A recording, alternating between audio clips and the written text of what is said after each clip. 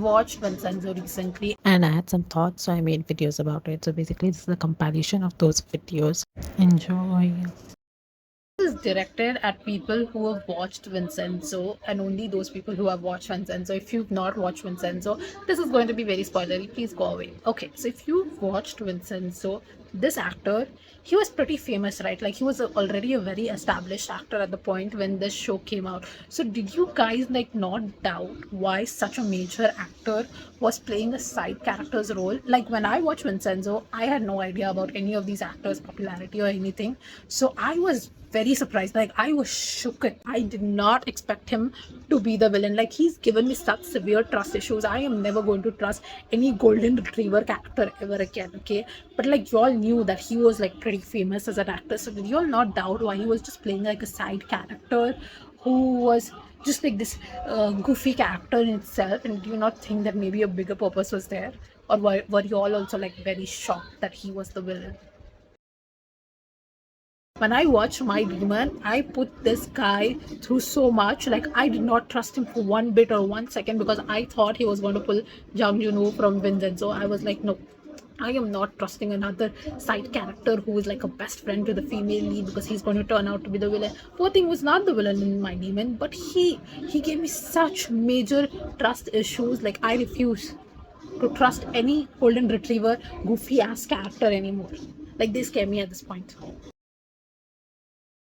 This date, I refuse to forgive Vincenzo for Jang Hanso's death because, oh my god, that scene was so badly written. You cannot tell me that Vincenzo couldn't have saved Jang Hanso's life. Like, that was such a stupid scene.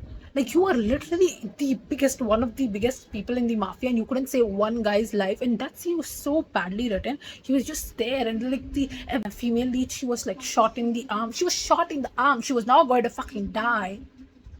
You could have saved his life. You know, she was shot in the arm. She would be fine. You could take her afterwards if you had saved his life.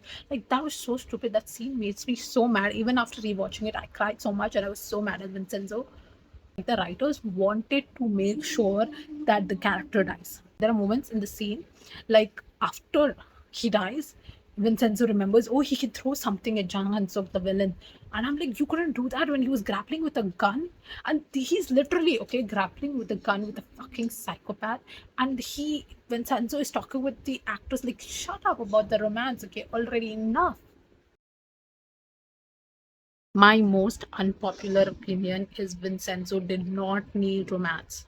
Like these two did not have any chemistry at all. They were not characters who should have delved into romance. Like sure, they made out once. It was for a project. Like that's what I liked, you know. They were chaotic best friends. They did not have chemistry for romance. They had chemistry to be such good best friends and do all this chaotic shit. Like even if after he had gone, their relationship could have been maintained without the romance in it, and they would have just had a really good bond. Like why put the romance in it? Okay, like he cared for her. You could have shown it was platonic, and she cared for him platonically because they were so chaotic and good together.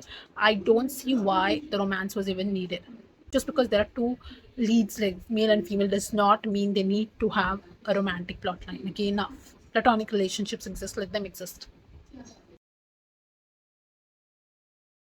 Recently rewatched Vincenzo K drama, and I was thinking maybe there's another K drama where Sang Joong Ki does a revenge role, sort of, and there is one which is called The Reborn Rich. So I looked it up, and I found out that it's gotten a season 2 announcement, and then I searched for reviews, and the reviews are so bad.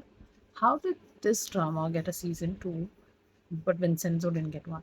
Like if the reviews are so bad, like literally they're so scathing, everyone just bad mouthing this drama, and then it still got a season 2 and Vincenzo didn't.